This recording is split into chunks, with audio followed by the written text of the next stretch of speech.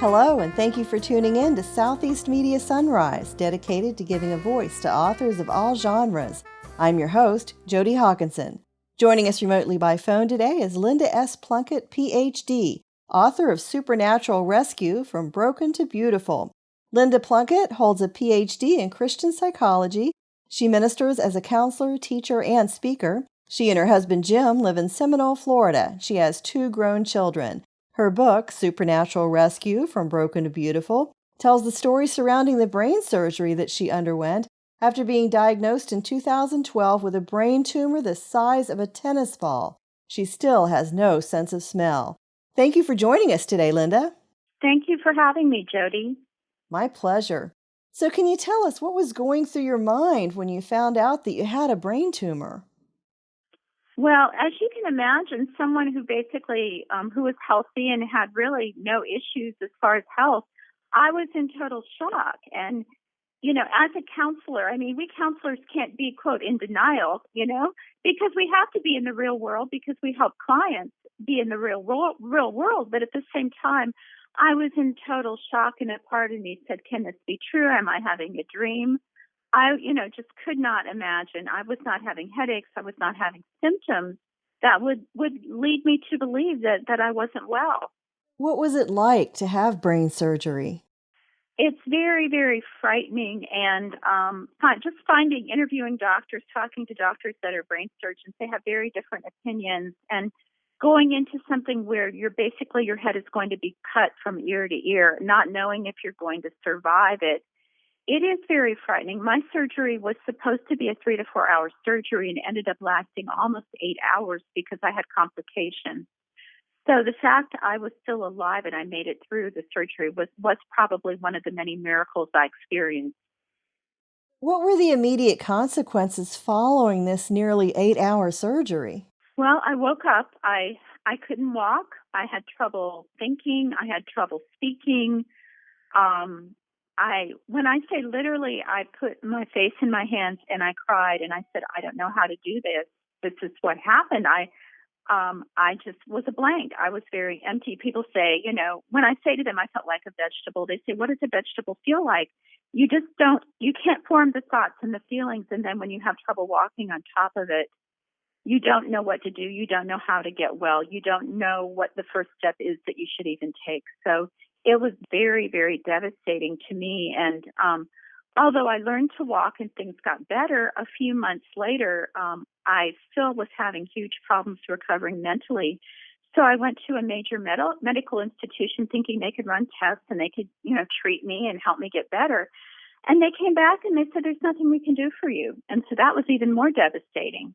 Yet here you are. Yet here I am. And, there was a part of me that said, I can't live like this. I messed up. I know I messed up, but there's got to be a way. I've got to find a way. And so when I tell people don't give up, I speak that from personal experience because it was a very dark time, especially those first few months. But for someone in the medical community to say there's basically no hope, I just couldn't accept that. I knew there had to be a way, and God did give me a way. And so I'm very grateful. I'm very thankful for that. I understand you had a near-death experience. Can you tell us about that? I did. As I said, after the surgery, I pretty much felt like a vegetable. And I was laying at home in my living room. I couldn't even get up the stairs to the bedroom, but so I was sleeping on the couch. And as I laid there on the couch, I felt, and this is very, very hard to put into words. I wish I could describe it better, but I literally felt my spirit separate from my body, and I was moving towards the door. I was getting closer and closer, and I got right next to the front door, and I knew that I was ready to leave, that I was going to be out of there. I was going to be gone. And this gigantic hand came out and pulled me back into my body, which I believe was the hand of God. But interesting enough, for that 10-day period, I hadn't felt God. I felt God had left me, and that was also very devastating. But I knew beyond a shadow of a doubt when the hand came out and pulled me back, it was God, and God was back. Aw, that is so nice. Can you tell us about a devastating event that occurred 8 months following the surgery? 8 months after the brain surgery, when I finally felt I was beginning to feel better and starting to recover, I woke up. I had pain all over my body and I could not sleep. and went to a number of doctors. The only answer I could find was fibromyalgia. A couple doctors said, I don't believe in that. I'm going to find out what's wrong with you, but no one else really found anything other than that. Mm-hmm. But that was horrible because the worse that I slept, the more pain I had, and it continued. And so you no longer suffer from that? Well, what happened, if I have a very balanced life and I take care of myself, my health has actually improved a lot because of choices I had made in my diet and my exercise regimen and how I live my life.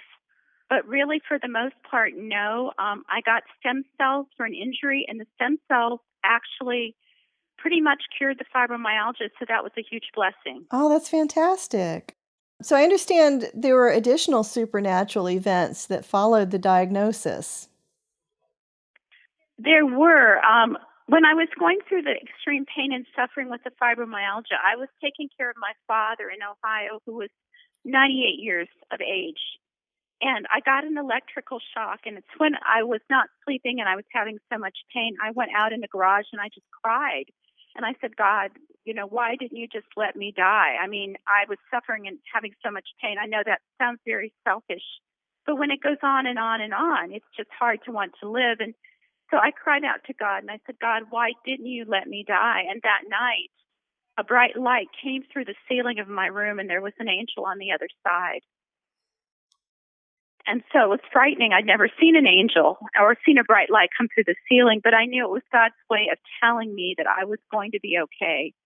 So tell us what total length of time it took for your brain to recover.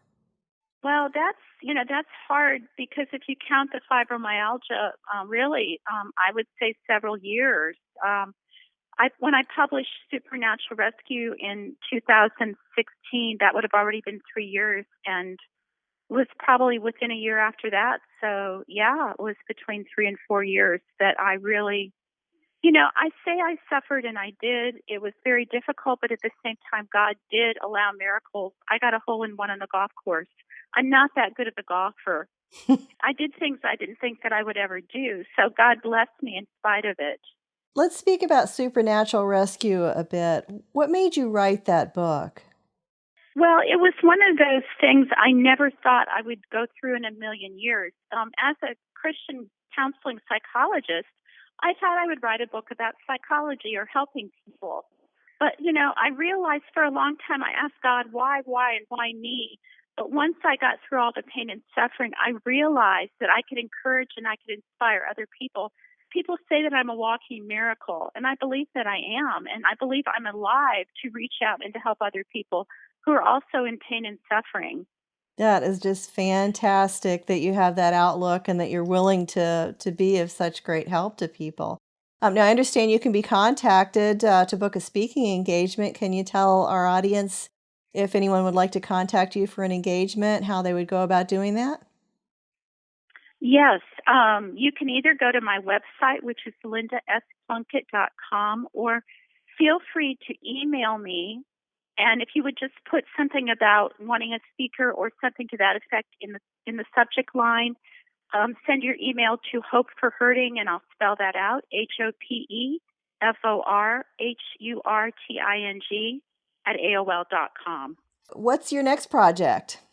Well, I'm actually working on a couple different things. I went through a publisher for Supernatural Rescue, but I realized there were a lot of things I could not do, like people are asking for an audiobook. So I'm going to relaunch Supernatural Rescue with self-publishing. I have 2 more books that I plan on writing, and I'm also planning a TEDx talk and also a website, as I mentioned, for people to download help off the internet. Looks like we're out of time. Anyone interested in purchasing her book can visit Amazon. And for more information, you can also visit lindaplunkett.com. And that's LINDASPLUNKETT.com. And again, we have been speaking with Linda Plunkett, author of Supernatural Rescue From Broken to Beautiful. Thanks again for joining us today, Linda. Thank you so much, Jodi. I really appreciate your time. Oh, my pleasure. And listeners, if you're interested in getting your book published, please visit us at semediapro.com and click on the book publishing link. This is Jodi Hockinson, host of Southeast Media Sunrise, Southeast Media Productions. Like us on Facebook at Southeast Media Productions, or visit our website at semediapro.com.